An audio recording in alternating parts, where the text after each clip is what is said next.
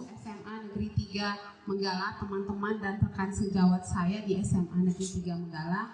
Sebelumnya terima kasih atas waktu yang sudah diberikan kepada saya untuk melakukan diseminasi presentasi mengenai aksi nyata saya di modul 1.4 yang merupakan bagian tugas saya di pendidikan guru penggerak angkatan 8. Baiklah Bapak Ibu, di sini saya akan menyampaikan apa yang dimaksud dengan budaya positif atau konsep utama kenapa kita melakukan budaya positif.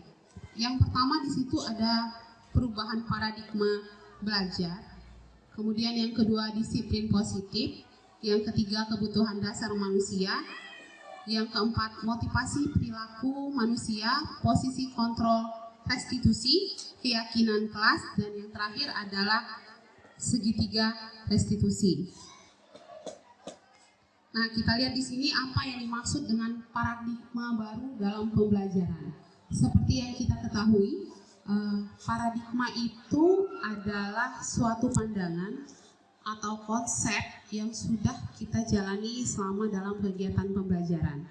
Nah, baru itu berarti adalah sesuatu yang akan kita mulai bersama, akan kita coba bersama bagaimana sih konsep disiplin positif yang ada di kelas maupun di lingkungan sekolah.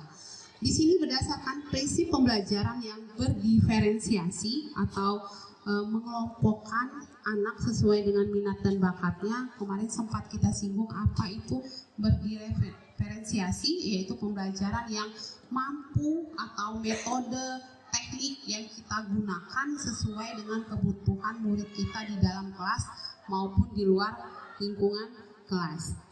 Jadi dengan kebutuhan dan tahap perkembangannya untuk mewujudkan profil pelajar Pancasila. Silakan lanjutkan. Kemudian yang pertama itu disiplin positif. Pasti kita bertanya, apa sih yang dimaksud dengan disiplin positif? Karena selama ini kita sudah mengenal apa itu kata disiplin. Kita sudah paham disiplin itu pasti sesuatu yang selalu kita dengar setiap hari ya, baik di lingkungan sekolah maupun di luar maupun kita hidup bermasyarakat. Kata disiplin itu adalah kata-kata yang selalu digunakan untuk menertibkan, di sini disiplin positif dalam budaya kita, makna kata disiplin dimaknai dengan melakukan sesuatu untuk mendapatkan kepatuhan. Kita cenderung kata disiplin dengan ketidaknyamanan. Berarti setiap kata disiplin itu menunjukkan rasa tidak aman kita. Ya, kalau nggak disiplin kita dihukum, misalnya. Kalau nggak disiplin kita kena sanksi. Dan itu memberikan rasa yang tidak aman atau rasa yang kita mendapatkan ketidaknyamanan dalam mematuhi kedisiplinan. Kemudian sebagai pendidik, tujuan kita adalah mendidik. Jadi ini yang dimaksud, biar lebih mudah saya sebutkan, yang dimaksud dengan in itu adalah berasal dari dalam atau internal, sementara ya dia X itu adalah yang berasal dari luar atau eksternal. Disiplin positif merupakan salah satu cara penerapan disiplin yang bertujuan menumbuhkan kesadaran serta memberdayakan untuk melakukan tanpa sogokan, ancaman, ataupun tekanan. Jadi kita itu menerapkan disiplin positif di sekolah tidak ada ancaman, tekanan gitu. Yang dibentuk ancaman, awas ya kalau kamu nggak pakai sepatu hitam, nanti kamu bapak jemur kamu di lapangan. Itu adalah bentuk ancaman. Jadi hal tersebut tidak diperbolehkan berada di dalam lingkungan kelas maupun di sekolah. Nah, di sini dasarnya kita melakukan disiplin positif haruslah bukan berdasarkan tekanan atau ancaman, tetapi berdasarkan nilai-nilai kebajikan. Dan nilai-nilai kebajikan itu adalah sifat-sifat positif manusia yang merupakan tujuan mulia yang dicapai individu terhadap nilai-nilai tersebut. Nah, ini apa yang dimaksud dengan nilai kebajikan? Menurut William Glasser pada teori kontrol 1984 dalam bukunya mengatakan bahwa setiap perilaku atau perbuatan yang memiliki tujuan. Berarti nilai kebajikan itu adalah hal-hal yang kita lakukan, tetapi apa yang kita kerjakan kerjakan itu haruslah memiliki tujuan yang akan kita capai.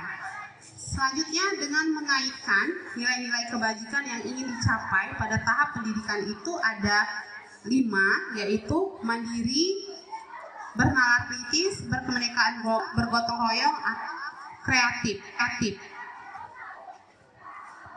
Apa dasarnya kita harus melakukan disiplin positif? Nah, biasanya seseorang melakukan pelanggaran itu karena kebutuhannya tidak terpenuhi. Jadi di sini ada 5 kebutuhan dasar manusia.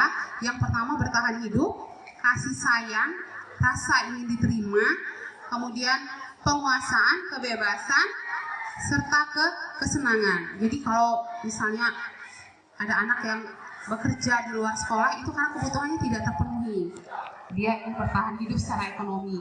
Kemudian ada penguasaan, anak-anak yang cenderung kita lihat, oh dia tuh kayaknya songong dan lain sebagainya, itu adalah kebutuhan dasarnya ingin jadi penguasa gitu. Atau anak-anak yang bermain pada saat jam belajar itu karena kebutuhan kesenangannya tidak terpenuhi.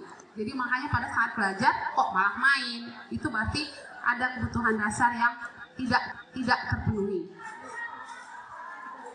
Selanjutnya, motivasi perilaku manusia. Nah, motivasi ini adalah yang kita ketahui ya, motivasi ini adalah faktor pendorong atau dorongan kita untuk melakukan sesuatu. Jadi ada tidak sadar ataupun tindakan tujuan tertentu. Jadi kita melakukan hal itu secara sadar ataupun tidak, tetapi karena kita melakukan itu adanya tujuan tertentu. Selanjutnya di sini ada berikut ya, ada 3 motivasi perilaku manusia yang mendasari. Di sini saya tuliskan ada 3. Di sini Bapak Ibu ada yang warna pink, ungu. Jadi itu adalah yang panahnya ke atas adalah 3 motivasi perilaku manusia. Yang pertama, manusia itu selalu ingin menghindari ketidaknyamanan atau hukuman. Ya, jadi dia itu rajin supaya nggak ditegur, misalnya kayak kita supaya nggak ditegur kepala sekolah, rajin gitu, datang tepat waktu gitu. Itu adalah motivasi yang berkaitan dengan intrinsik, bukan dari dalam diri kita, tapi faktornya dari luar. Karena takut kena marah gitu, akhirnya kita datangnya tepat waktu gitu. Kemudian untuk mendapatkan imbalan atau penghargaan dari orang lain.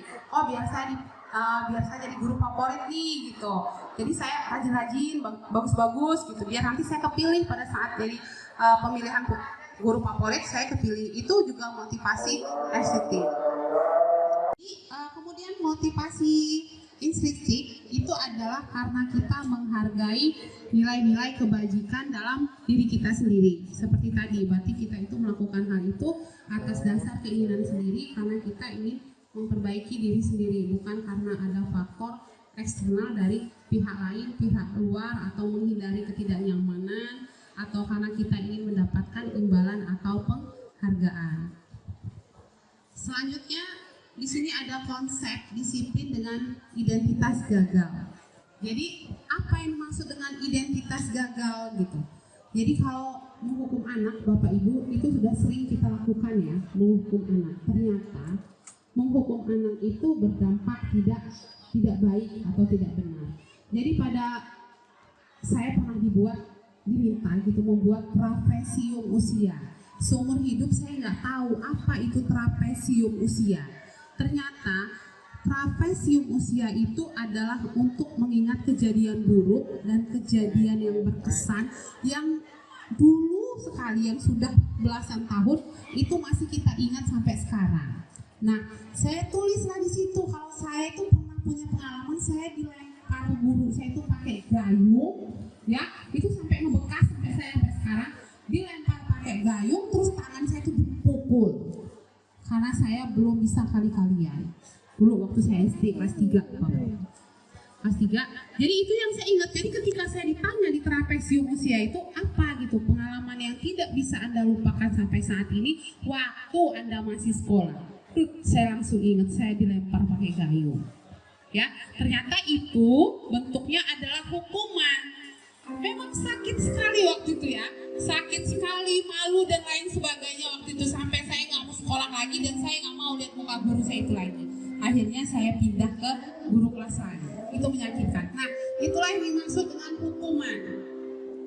Hukuman itu akan memberikan identitas gagal gagal pada murid kita. Kenapa? Karena itu menyakitkan. Kalau kita mengeluarkan kata-kata kasar, misalnya kamu ini udah hitam, jelek, miskin lagi, itu adalah memberi perasaan tidak nyaman pada murid kita. Kemudian murid jadi takut sama kita, bukan menghargai kita, tapi karena takut. Jadi akhirnya kalau dia takut, dia nggak mau ketemu kita. Sama kayak saya dulu tuh, karena saya takut, saya nggak mau. Sampai sekarang saya kalau ketemu guru saya, meskipun saya udah beranak 3, tetap aja saya nggak menegur dia. Karena rasa sakit yang dia ciptakan, walaupun rasa sakit itu menjadi pembelajaran bagi saya. Akhirnya saya sama murid saya selalu menghindari kata-kata kasar. Misalnya saya bilang, dia cakep, saya bilang, kamu ini ganteng loh, mirip Demasif loh. Kenapa sih kamu ini nggak bagusan dikit atau gimana, seperti itu.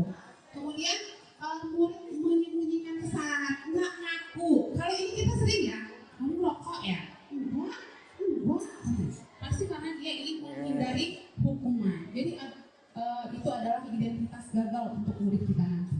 Menjadi rendah diri, nggak punya rasa percaya diri. Akhirnya benar kita kehilangan generasi yang hilang rasa percaya dirinya. Kita suruh maju depan nggak mau, suruh jadi petugas upacara bendera nggak mau, suruh ekskul nggak mau, maju diskusi ngomong di depan aja nggak mau, takut, merasa takut salah, rendah diri dan sebagainya. Jadi penghargaan adalah sikap yang tidak efektif. Ternyata seringnya kita memberi hadiah kepada anak itu menjadi hal yang tidak efektif.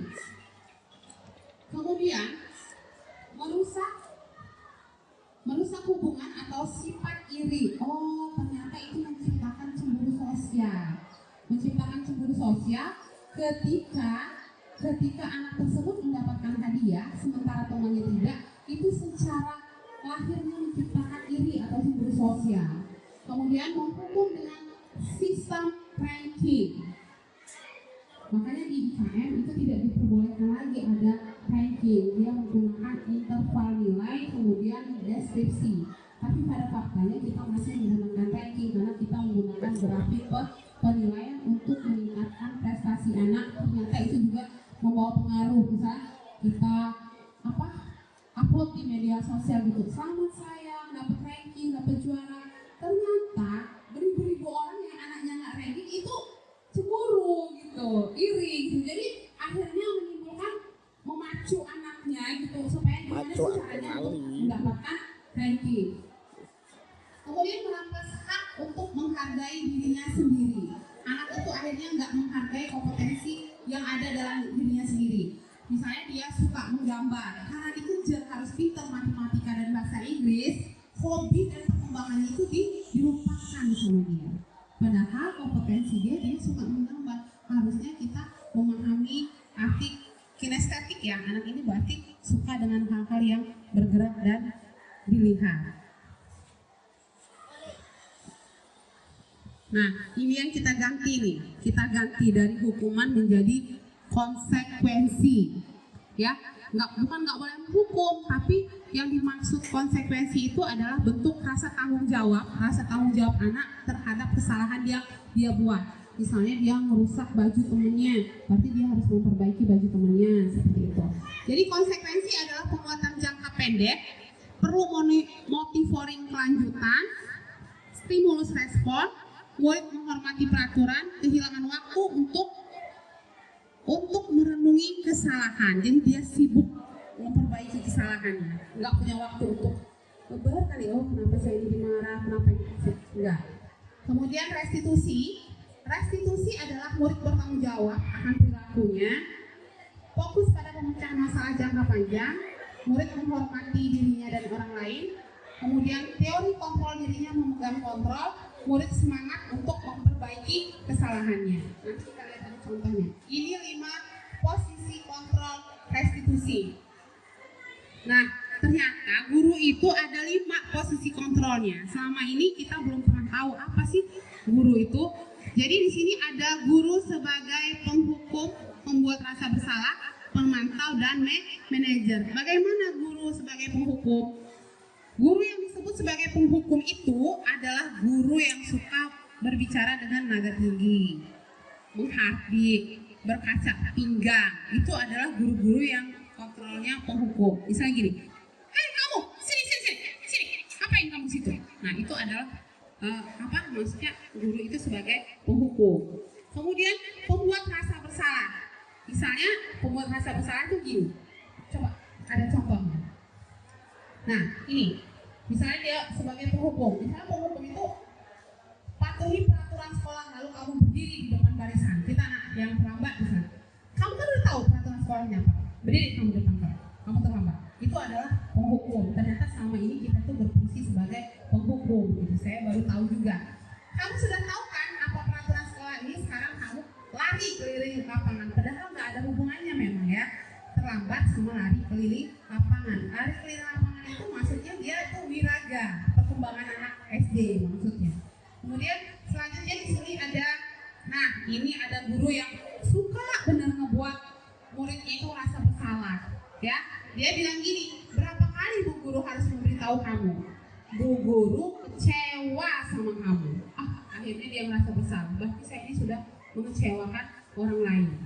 Kemudian teman, nah ini ada teman ini positif negatif. Banyak saya lihat di sini yang berfungsi, yang menggunakan posisi kontrol ini. Ya, yang menggunakan posisi kontrol ini banyak saya lihat di SMA kita. Ayolah yang tertib, buat ibu bangga kali ini apa kamu tidak salah. Akhirnya dia meminta murid itu melakukan hal demi dirinya, demi gurunya. Misalnya, ayolah kamu buat ini demi ibu, lakukan sekali ini saja. Itu adalah posisi kontrol sebagai seorang teman.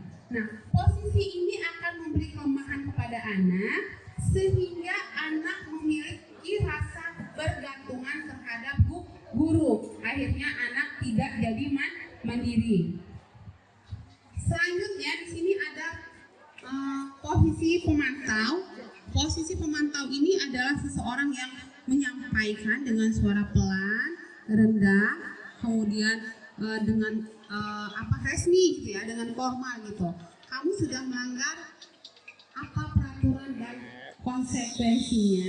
Dia nggak marah, dia nggak menghardik, nggak berkaca pinggang, tapi yang menyampaikan secara formal. Kamu sudah tahu kan apa konsekuensinya. Kemudian, nah, posisi kontrol yang paling ideal untuk seorang guru adalah posisi manajer. Dia menanyakan, memanage anak tersebut, menyadari kesalahannya, kemudian anak tersebut mampu memperbaiki kesalahannya.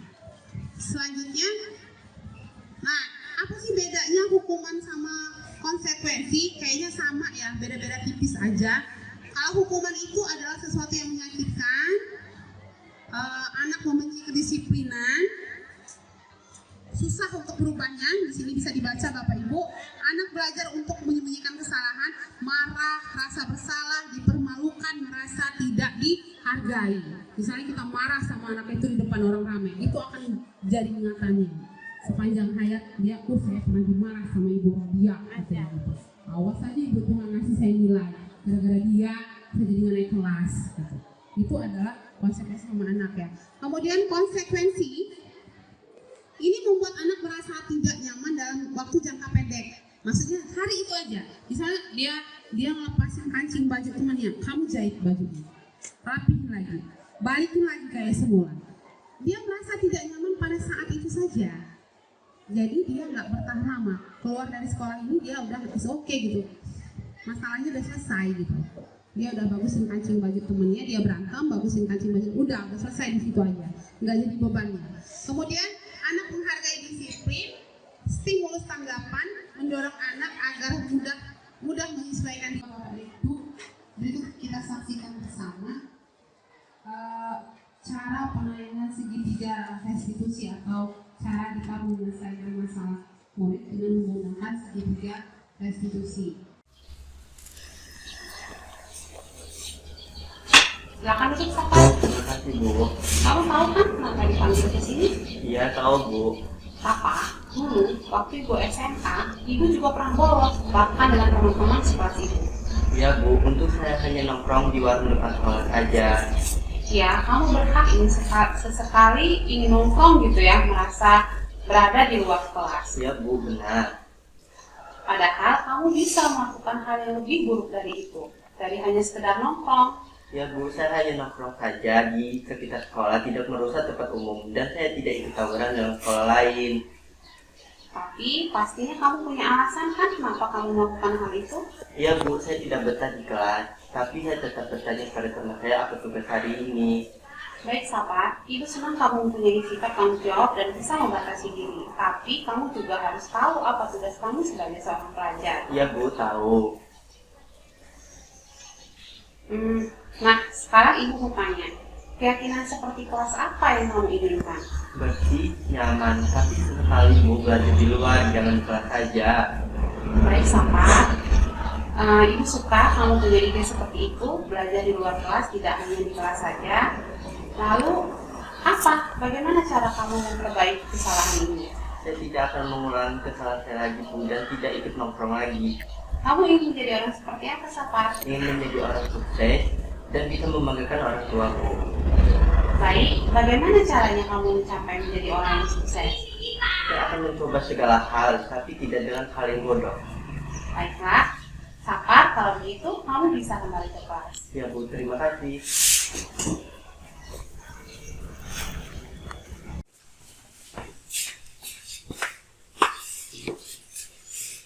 Indri, sudah berapa kali kamu memakai sepatu putih? Ya Bu, saya memakai sepatu putih sudah sering kali. Ya, kamu berhak memakai sepatu putih itu.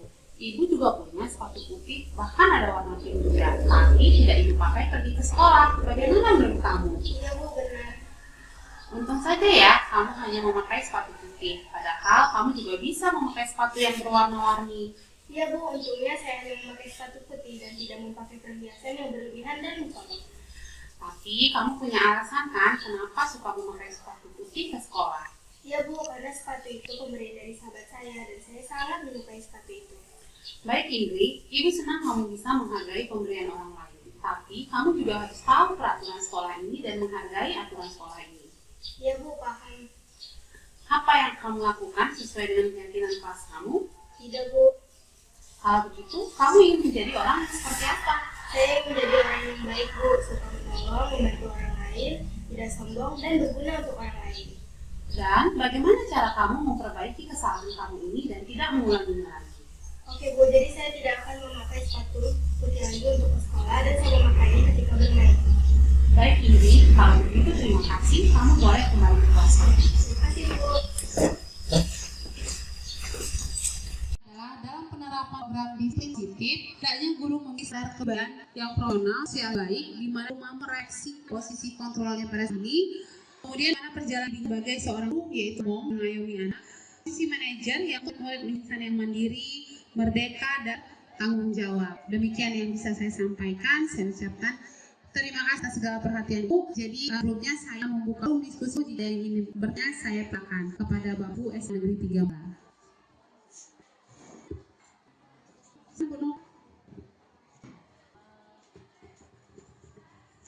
Ini kan membahas tentang disiplin positif gitu Bu ya, tapi bagaimana menurut Ibu pribadi menerapkan disiplin tersebut minimal walaupun tidak di sekolah, minimal pada saat di kelas kita, di pembelajaran kita sendiri. Terima kasih. Baik, terima kasih Nova. Tentu ya, Ibu pribadi menerapkan disiplin tersebut minimal walaupun tidak di sekolah, minimal pada saat di kelas kita, di pembelajaran kita sendiri. Terima kasih. baik, terima kasih Nova. Tentu ya, merubah sesuatu yang sudah kita lakukan selama bertahun-tahun atau memang sudah sering kita lakukan itu adalah sebuah proses yang tidak mudah.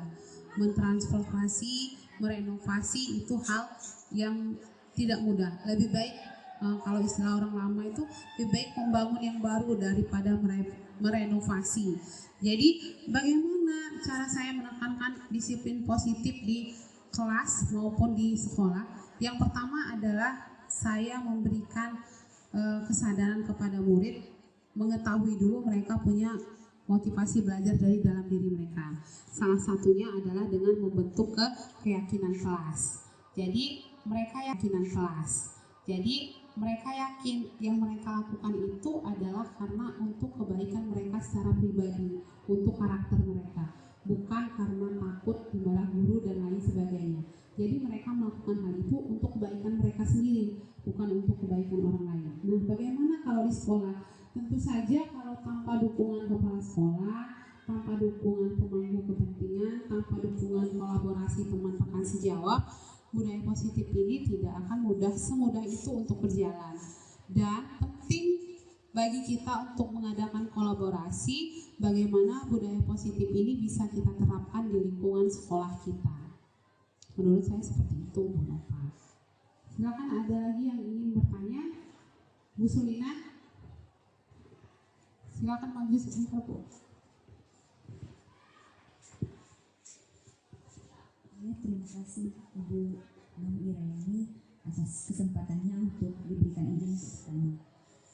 Tadi terkait dua item terkait hukuman dan konsekuensi. Nah, di sini bagaimana menurut pandangan Ibu terkait konsep diri bagi siswa itu? Sementara kita sudah cukup terbiasa dengan hukuman. Nah, bagaimana cara kita menerapkannya mulai dari awal sedini mungkin terhadap siswa tersebut? Begitu, Bu. Terima kasih. Ya, terima kasih kepada Ibu Susi Sulina. Pertanyaannya bagus sekali. Kita tuh sudah berabad-abad melakukan hukuman gitu. Sudah menjadi darah daging dalam dunia pendidikan gitu ya.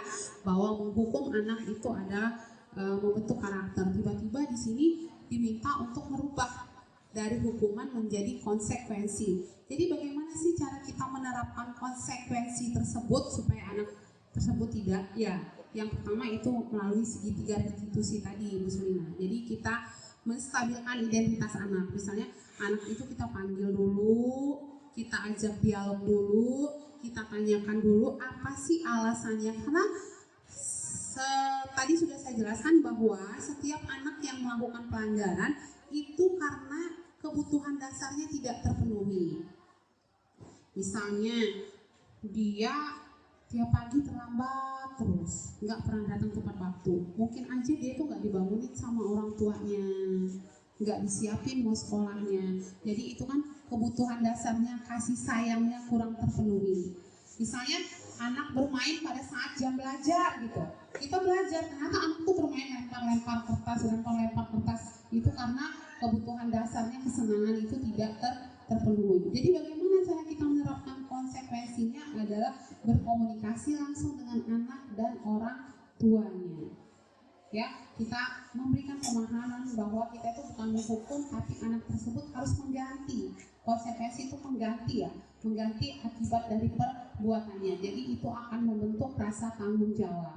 Nah, mudah-mudahan kita semua guru nanti akan menerapkan mengganti posisi kontrol kita sebagai penghukum, merubahnya menjadi konsekuensi. Karena selama ini ternyata juga saya kontrol guru saya sebagai penghukum. Saya juga sering ngomong sama anak dengan nada tinggi, saya marah-marah, ternyata itu adalah penghukum. Nah, sekarang kita geser, kita transformasi, kita rubah dari kontrol menghukum menjadi manajer. Artinya kita memanage anak tersebut, menyadari kesalahannya, memperbaiki, kemudian anak itu tumbuh menjadi karakter yang lebih kuat lagi.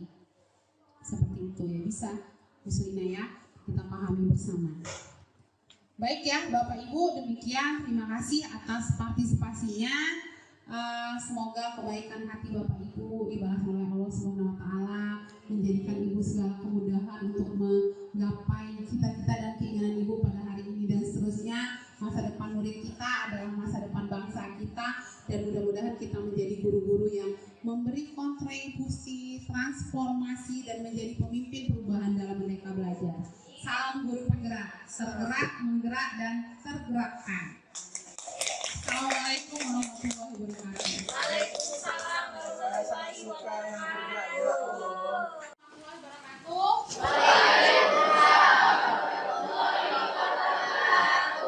Selamat pagi.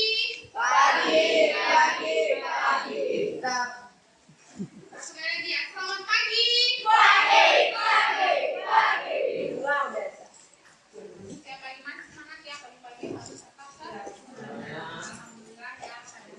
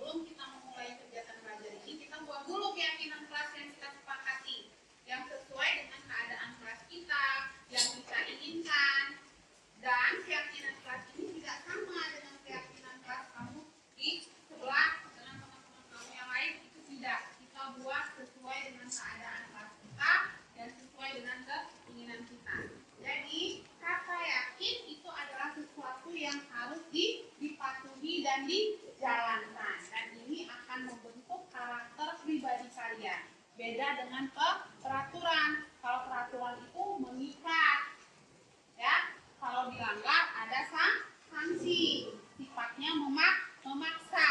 Tapi keyakinan kelas ini atau keyakinan diri kalian ini adalah dorongan dari dalam diri sendiri untuk melakukan hal baik yang berdampak baik pada diri sendiri. Paham ya? Paham? Oke, kalau gitu bisa kita mulai membuat keyakinan kelasnya. Oke, kalau begitu kita coba dari yang pertama. Kira-kira keyakinan kelas apa yang kalian inginkan sesuai dengan keadaan diri kalian? Kalian ingin yang seperti apa antara sesama teman, dengan guru, keadaan belajar, itu ingin seperti apa? Menghargai dan menghormati guru beserta teman. Iya, salah satunya itu adalah menghargai, menghormati guru dan teman. Apakah? Baiklah, tolong nanti dicatat ya. Nanti kita akan membuat posternya untuk menjadi pengingat kita bersama-sama bahwa keyakinan kelas ini adalah hal-hal yang sudah kita sepakati dan kita tanda tangani bersama. Oke, satu ya, baru satu ya. Menghormati, menghargai guru dan teman. Berarti keyakinan kelas ini adalah yang pertama, wajib menghargai. Menghargai itu dalam bentuk apapun ya nak ya. Misalnya tidak boleh menertawakan teman, kemudian tidak boleh mengejek teman, tidak boleh merendahkan teman, dan lain sebagainya. Sifat-sifat yang menghargai guru dan teman. Kemudian yang kedua,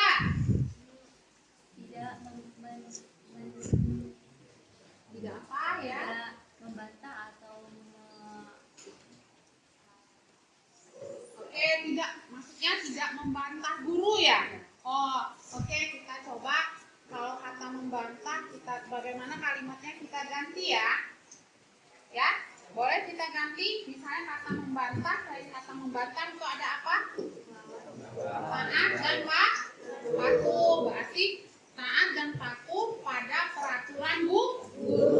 Contohnya misalnya mengerjakan tugas tepat waktu, mengumpulkan tugas tepat waktu, ya. Itu salah satu contoh patuh dan taat pada peraturan guru atau keyakinan kelas bersama. Oke, yang ketiga. Oke, boleh. Tidak membuang sampah sembarangan. Iya, bagus sekali ya. Jadi keyakinan kelas kalian yang ketiga adalah tidak membuang sampah sembarangan. Artinya menjaga kebersihan secara bersama-sama. Berarti kalau misalnya ada yang membuang sampah sembarangan, dia belum yakin. Jadi harus menjaga kebersihan secara bersama-sama. Tidak membuang sampah sembarangan. Buang sampah pada tempatnya. Di mana tempat sampah? Oh iya, benar sekali. Tempat sampah adalah kotak sampah. Jadi ingat ya. Jadi kalau misalnya masih ada yang taruh sampah di lacinya, itu artinya lacinya adalah tempat sampah. Tahu nggak lacinya jadi tempat sampah? Tidak ya. Jadi ingat, tidak membuang sampah sembarangan. Oke, ada lagi yang keempat. Yang keempat Andi. Tadi Andi bilang apa yang keempat? Oke, siapa lagi? Yang keempat ada. Kira-kira apa lagi yang selanjutnya?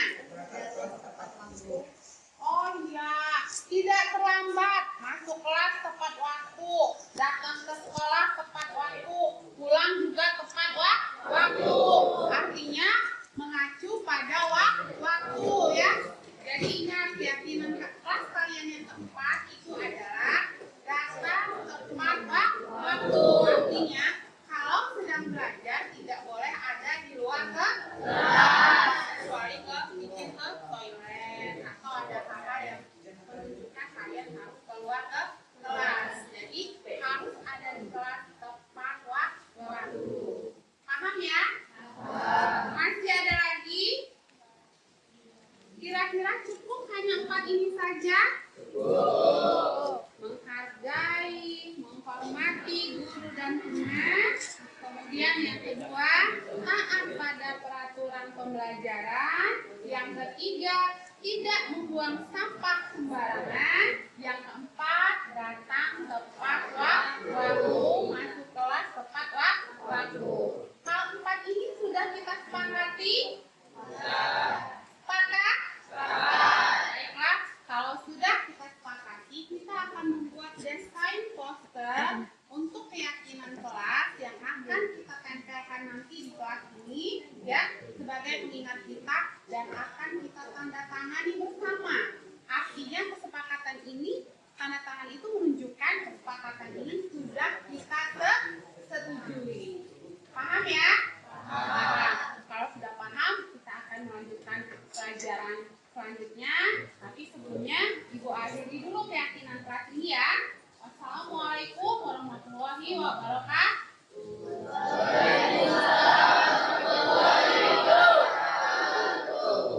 Terima kasih. Jangan buang sampah sembarangan. Ada lagi nggak?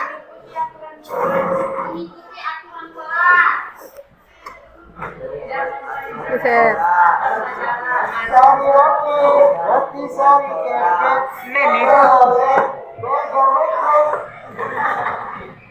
aturan kelas. Ada lagi?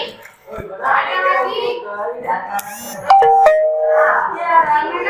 Jaga pada saat belajar.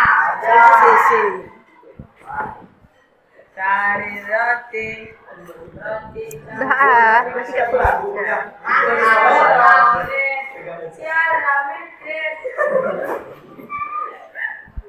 Kalian nggak bisa diem lagi, awas gue.